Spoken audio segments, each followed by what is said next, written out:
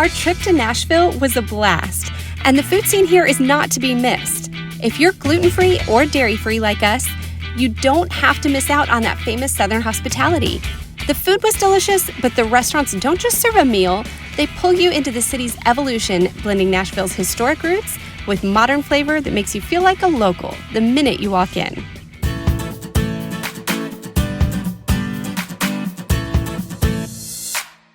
As soon as we arrived in town, we were starving. 5th and Broadway is a central hub for restaurants and shops in the heart of downtown. We started at Blue Sushi Sake Grill for sushi. Their gluten-sensitive menu and detailed knowledge of allergen protocols let us know we were in good hands. The options were incredible, and it was an elevated experience with gluten-free sauces and toppings that we don't usually get, like that crispy fried garlic. Wow. They even had a great vegan roll for our little non-meat eater. Blue Sushi kicked off our trip as a big highlight. If you haven't heard of Jenny's yet, oh, you will. Their creative flavor combinations are next level, and they always have non-dairy and gluten-free options in the rotation. While flavors change seasonally, we loved the rich chocolatiness of the Texas sheet cake. But my personal favorite was the peppermint patty, made with coconut cream and gluten-free cake crumbles. It was so good we came back for a second visit later in the week. Now back to 5th and Broadway for Assembly Food Hall. This isn't your usual food court. There are so many stalls here, and a good handful have clear markings for gluten-free and other allergens.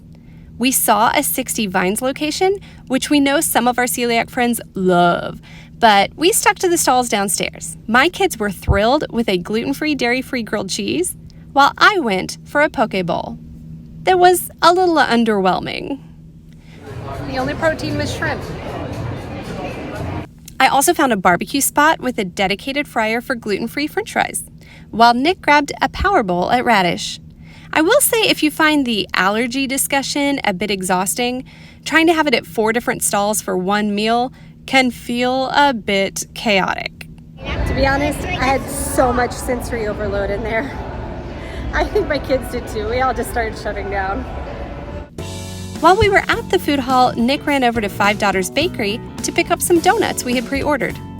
They are famous for their 100-layer donuts, but their specialized gluten-free options are a bit of a different story. I think they're okay. I think the donut itself is a little mushy and grainy, almost more like a granola bar more than a donut. I kind of like the frosting and the crumble the best. I actually don't like it. You don't like it? Yeah, I don't. Yeah, I feel like it is a whole grain donut. I understand it's not overly sweet, but it's like a very, very subtle flavor. Dried strawberry might be what comes through the most. Only it was a freeze-dried strawberry. It's now chewy from being in the icing. Yeah, I definitely won't like that one. Good. Okay. They are dense. They're cooked in a mold, not deep fried. I like the chocolate chip better. I really like the sea salt flakes on top. That's not to say the base is good, but the toppings help. What do you think? You don't like the chocolate? It's not as bad as the strawberry. The next day we did a hotel hack breakfast with groceries we picked up from the grocery store, like our own gluten-free muffins and cereal, which we paired with the hotel's fruit and almond milk. But as we headed out sightseeing, we still needed coffee, so we stopped at Crema. This is truly excellent coffee, and if you need a caffeine fix, this is your spot. Another favorite in the celiac community is Bartaco, and I was so excited to finally visit a location. Almost the entire menu is gluten-free, with only a few exceptions, like the churros. They were so knowledgeable about their dedicated fryers, and we even enjoyed a fresh fried fish taco made safely for us. There were also numerous veggie options. The dipping sauce for the plantains was the kicker. Wowzer. Look at this. I pulled my hair back because I was serious about the tacos. The Brussels sprouts have like a little sweetness to them and a crunch that is so, so good. But we took the sauce from the plantains and added it to the mushrooms, and it has like a, if you've ever had those fried mushroom appetizers that you dip in ranch, it feels a lot like that once you do that combo. There is some heat on these. Some of the kids are like, oh, it's spicy. It's not too much, but there is a little heat. We had to order extras. It was too good. Bartaco, 10 out of 10, no notes. No notes. Nope. I mean, the sushi was really good that we had the night we got here, but that is the best meal we've had. Hands down. I mean, that's better than a lot of the meals we have at home. That was fantastic. Although I don't eat fried fish very often anymore, and it's always like, yeah. But as fried fish goes... If you need next level safety and celebration worthy sweets, Sunflower Bakehouse is a must. My kids couldn't decide between all the desserts, and I found myself wishing we'd come here for lunch because they had sandwiches and a full menu that really looked fantastic. What do you think? Yum. Later for dinner with friends, we chose One Kitchen. Their menu is well marked for gluten, nut, and dairy allergies. And they had the loveliest, most intentional staff. Spending time with friends made this the sweetest dining experience of our trip. We are bad vloggers. Bad vloggers, but good friends.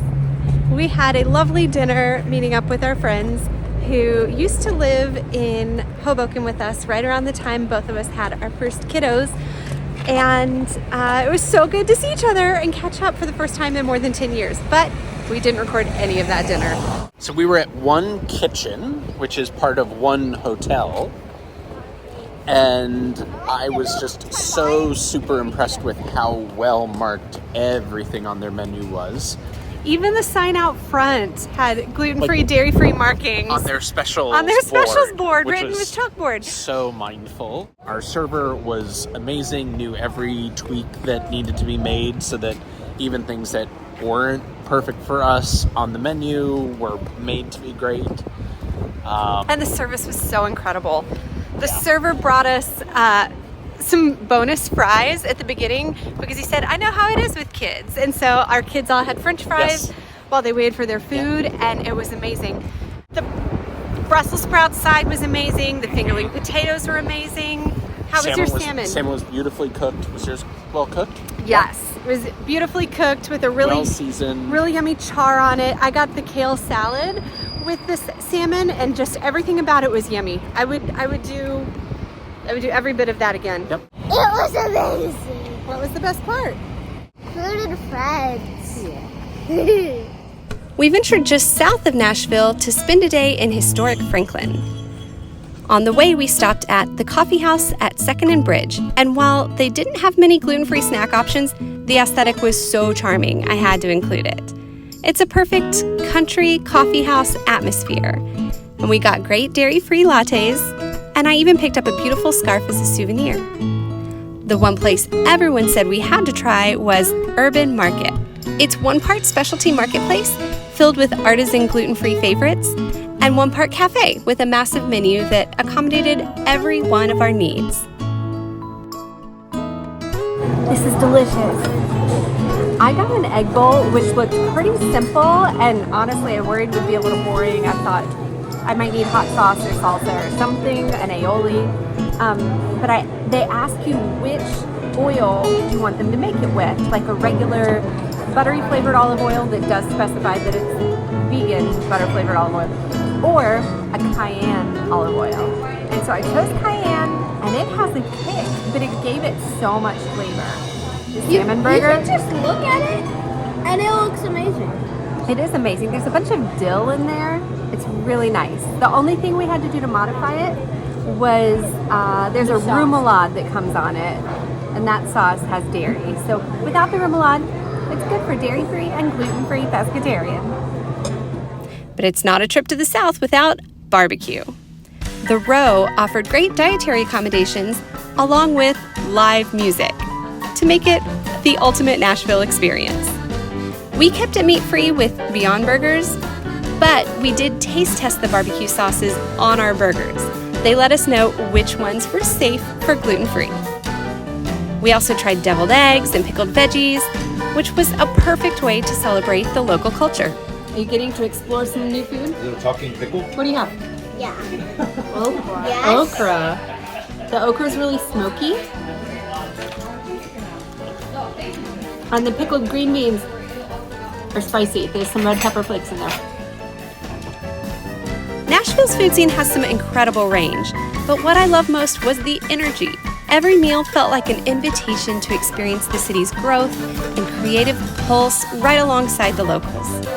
For more safe, gluten-free, dairy-free travel, check out our videos from Washington, D.C., or our international eats in Paris. Thanks for joining us, travelers. See you next time.